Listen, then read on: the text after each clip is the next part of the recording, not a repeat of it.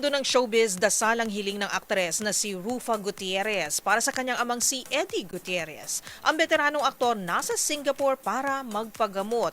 Ang mga detalye sa report ni Showbiz Angel. Sumailalim sa kanyang unang spinal procedure ang 83-year-old veteran actor na si Eddie Gutierrez.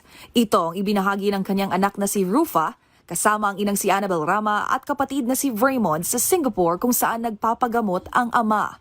Sa Mount Elizabeth Hospital anya ay sinagawa ang naturang procedure sa batikang aktor.